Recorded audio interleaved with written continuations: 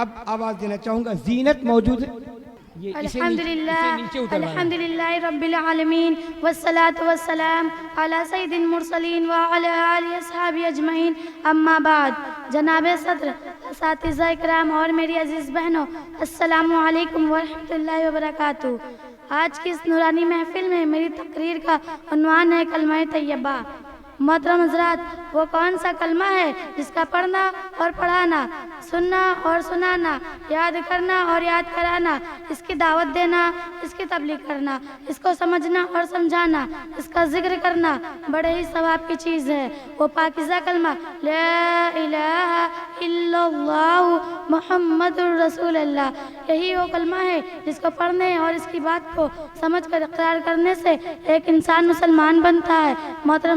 محترم حضرات، کلمہ طیبہ کے دو جز ہیں، پہلا توحید اور دوسرا رسالت۔ ہمیں اس کو سمجھنے کی ضرورت ہے۔ توحید یعنی اللہ کو ایک جاننا، ایک ماننا، اس کی بات کا اقرار کرنا اور دل سے تصدیق کرنا کہ اس کے سوا کوئی معبود نہیں، وہ تمام جہان کا رب ہے، وہ اکیلا ہے، نہ اس کی ماں ہے، نہ اس کا باپ ہے اور نہ ہی اولاد ہے، وہ کسی کا محتاج نہیں، سب اس کے محتاج ہیں۔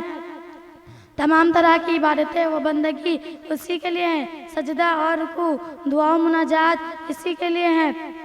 اس کو چھوڑ کر دوسرے کی عبادت و بندگی کرنا، اس کا شریک کرنا سب گناہ کے کام ہیں۔ محترم حضرات، کلمہ طیبہ کا دوسرا جز رسالات۔ ہم سب حضرت محمد مصطفیٰ صلی اللہ علیہ وسلم کی امت میں ہیں، وہ اللہ کے آخری نبی ہیں، قرآن پاک ان پر نازل ہوا، اب قیامت تک دوسرا نبی نہیں آئے گا، یہی آخری نبی ہیں، ان کی شریعت آخری شریعت ہے۔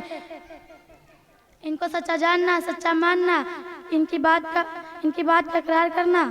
وہ تمام نبیوں کے امام ہیں اور اللہ کے محبوب بندے اور اس کے رسول ہیں۔ اب میں ایک شعر کے ساتھ اپنی تقریر کو مکمل کرتی ہوں۔ توحید کی امانت سینوں میں ہے ہمارے، توحید کی امانت سینوں میں ہے ہمارے، آسا نہیں مٹانا نام و نشاں ہمارا۔ وآخر دعوانا ان الحمدللہ رب العالمین۔ السلام علیکم ورحمۃ اللہ وبرکاتہ۔